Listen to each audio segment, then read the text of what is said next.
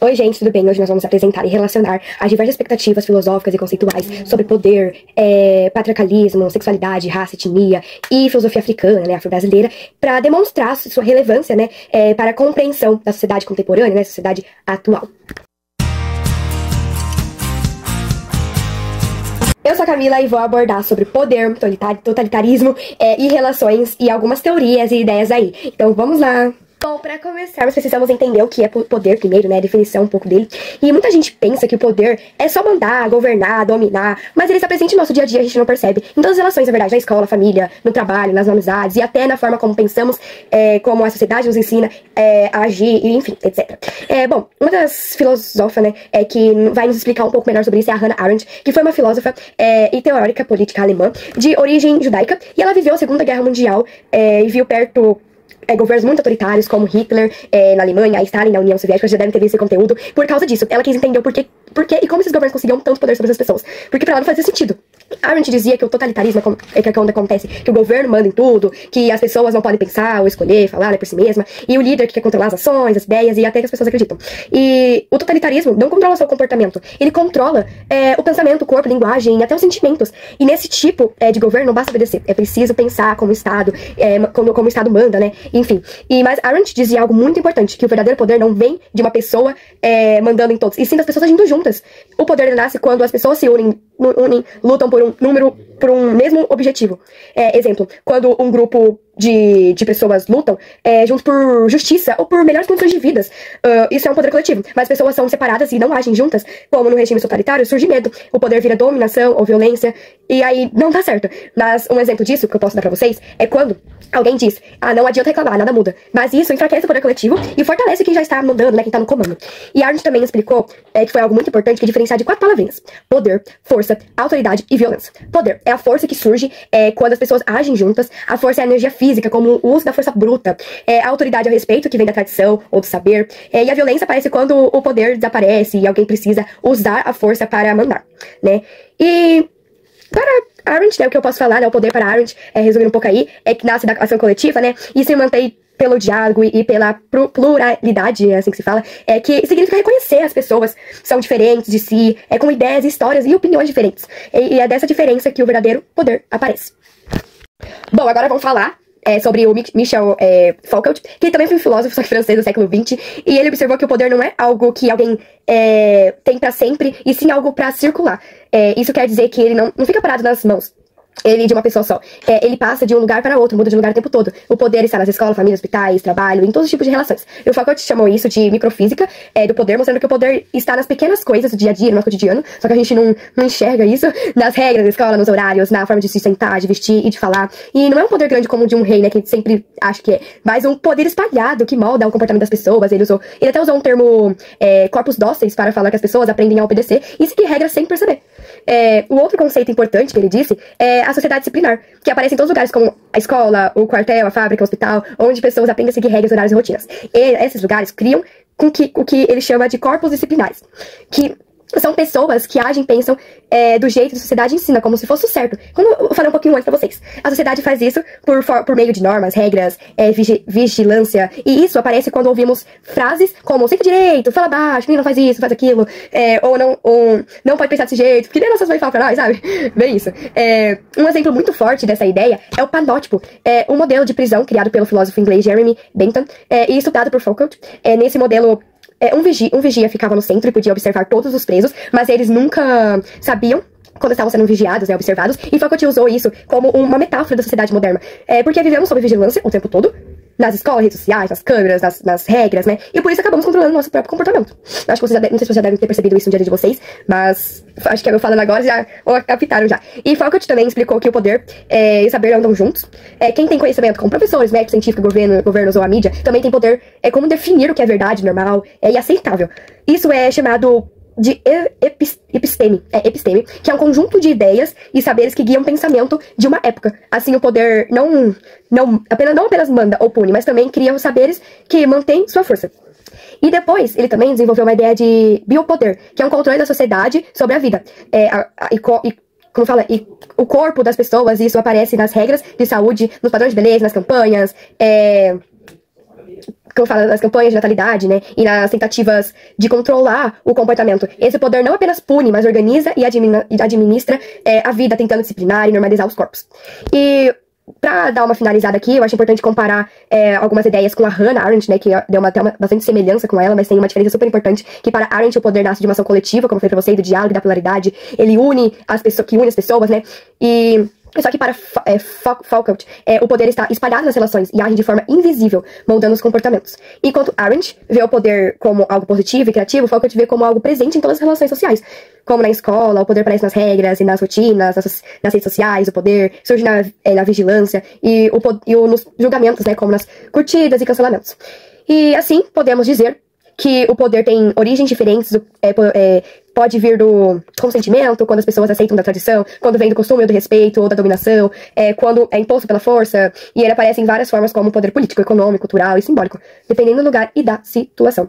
Conceitos como recalque, inconsciente e o complexo de Édipo revelam como o desejo é reprimido, transformado e internalizado, moldando nossa forma de agir e nos relacionar.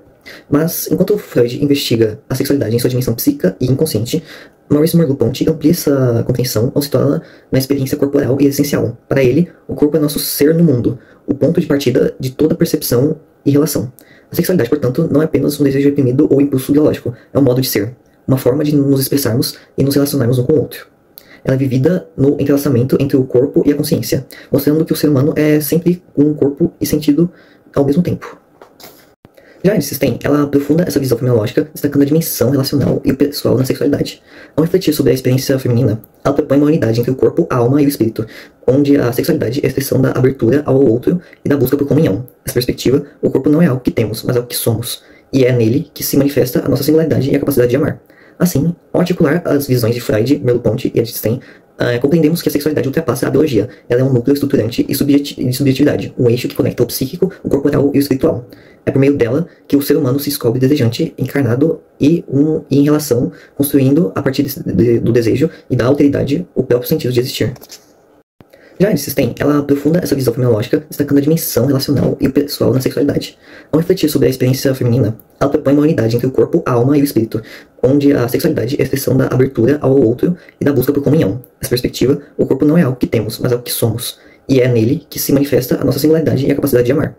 Assim, ao articular as visões de Freud, Merleau-Ponty e System, compreendemos que a sexualidade ultrapassa a biologia. Ela é um núcleo estruturante e de subjetividade, um eixo que conecta o psíquico, o corporal e o espiritual. É por meio dela que o ser humano se descobre desejante, encarnado e em relação, construindo, a partir do desejo e da alteridade, o próprio sentido de existir. Você já se perguntou por que ao longo da história os homens ocuparam quase sempre o espaço de poder, enquanto as mulheres foram empurradas para o lar e para o silêncio? Isso não aconteceu por acaso. Por trás dessa desigualdade existe um sistema muito antigo, o patriarcalismo, uma estrutura que organiza a sociedade colocando o homem no centro e a mulher em posição de subordinação. O patriarcalismo nasceu há cerca de milhares de anos, junto com as primeiras divisões do trabalho. Enquanto os homens saíam para caçar e guerrear, as mulheres eram responsáveis pelo cuidado da casa e dos filhos. Com o tempo, esse modo de vida passou a ser visto como natural, e a figura masculina ganhou prestígio social e político. Religiões, leis e costumes reforçaram essa hierarquia, apresentando o homem como chefe, provedor e líder, e a mulher como alguém que devia obedecer. Assim, o patriarcado se espalhou pelas culturas e pelas instituições, mudando até hoje nossa forma de pensar e de viver. Mas o patriarcado não se manteve apenas por meio da força. Ele também se sustentou por meio das ideias durante séculos. Filósofos, cientistas e líderes religiosos afirmaram que a diferença entre homens e mulheres eram determinados pela natureza. Diziam que a mulher era mais sensível, mais frágil, menos racional, e que por isso seu lugar seria dentro de casa cuidando da família. Esses discursos ajudaram a naturalizar a desigualdade, transformando em uma construção social em algo que parecia biológico e imutável. A filosofia feminista surge justamente para questionar essa falsa naturalidade, mostrando que o papel da mulher foi criado e mantido pela cultura e não pela natureza. Essa estrutura patriarcal gerou e ainda gera subordinação e preconceito. As mulheres foram tratadas como cidadãs de segunda classe, com menos direitos, menos oportunidades e menos voz. Essa desigualdade aparece de várias formas: na diferença salarial, na falta de representatividade política, no assédio e até na violência doméstica. Enquanto somamos a isso questões como raça, classe social e sexualidade, percebemos que algumas mulheres sofrem ainda mais, como as mulheres negras, indígenas, pobres e LGBTQIA+. Essas opressões se cruzam e mostram que o patriarcado é um sistema estrutural que precisa ser enfrentado de forma coletiva e consciente. Mas o feminismo não fala de uma mulher única. Ele reconhece que existem muitas formas de ser mulher e que cada experiência é única e valiosa. Valorizar a experiência feminina é escutar essas diferentes vozes sem cair no erro de achar que todas vivem as mesmas realidades. Cada mulher carrega sua história, suas dores e suas forças, e é justamente essa diversidade que enriquece a luta pela igualdade. Falar sobre a experiência feminina é, portanto, dar visibilidade às vivências que foram silenciadas por tanto tempo.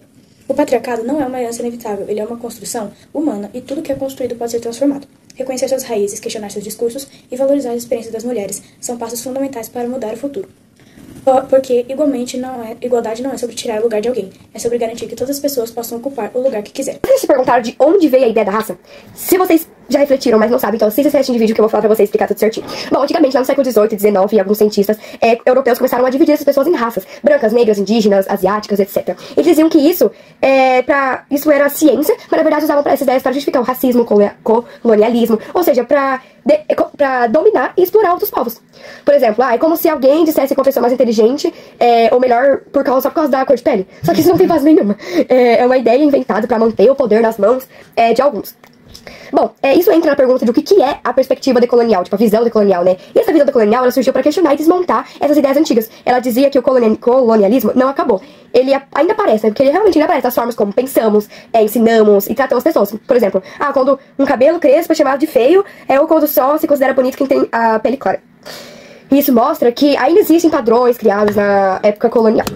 Então, e qual que é a diferença entre raça e etnia, Camila? A raça não é algo biológico, é uma invenção social e política usada para justificar desigualdades. E a etnia já está ligada à cultura, à língua, costume e à ancestralidade do povo.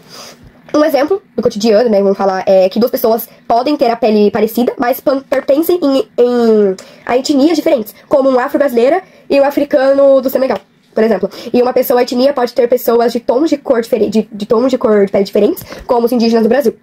Então acho que esse é um exemplo bem explicado pra vocês. E por que isso ainda é importante até hoje? Mesmo que a raça não seja biológica, ela tem efeitos reais. O racismo e as desigualdades raciais ainda influenciam quem tem mais oportunidades, quem é ouvido e quem sofre discriminação. Tipo, uma pessoa negra pode ser seguida dentro de uma loja só por causa da aparência, né? Isso acontece demais, isso é racismo. Ou por ter mais dificuldades pra conseguir emprego, mesmo com um currículo de uma pessoa branca. Isso é muito complicado e isso acontece hoje em dia muito. E o que significa repensar na ideia dessa raça, Camila? Não é fingir que as diferenças não existem, é entender de onde elas vieram e como foram usadas para dividir as pessoas, né? E assim como a gente pode valorizar essa diversidade e combater o racismo de verdade.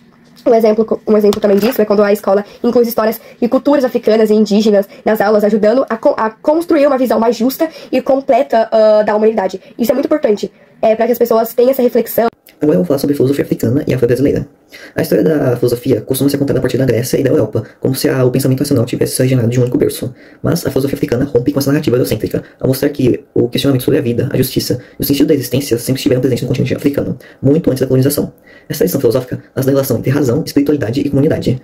Ela não separa o pensar do viver. A sabedoria é construída na oralidade, na escuta dos mais velhos, nas práticas de cuidado e no respeito à ancestralidade. Ao contrário da visão ocidental, que tende ao individualismo, a filosofia africana se estrutura a partir da ontologia relacional. O ser existe porque está em relação.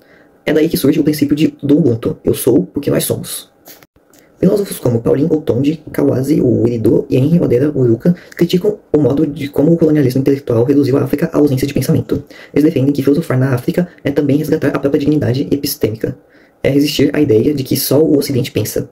Os problemas filosóficos africanos, portanto, não são apenas teóricos, são também políticos e identitários. Tratam da liberdade, da memória, da justiça e da construção do sujeito coletivo após séculos de escravidão e colonização. Esses fundamentos atravessam o Atlântico e encontram um eco no Brasil, dando origem à filosofia afro-brasileira. Aqui, pensar filosoficamente é também reconhecer a herança africana silenciada e confrontar o racismo estrutural que marcou a nossa formação social. A filosofia afro-brasileira transforma o sofrimento histórico em força de criação e resistência. Ela se alimenta da ancestralidade, da religiosidade afro-brasileira e da negritude como uma afirmação política e existencial. Agora, para encerrar, a gente vai fazer uma síntese rápida de tudo que a gente viu. Falando sobre o poder, entendendo com Hannah Arendt que ele nasce da ação coletiva e da cooperação, e com Foucault que ele está espalhado com todas as relações sociais, mudando comportamento e saberes. Depois, vimos como a sexualidade em pensadores como Freud, Merleau-Ponty e Einstein, e é muito mais do que biologia. Ela é uma força psíquica, existencial e relacional que estrutura o modo como somos e nos relacionamos com o mundo.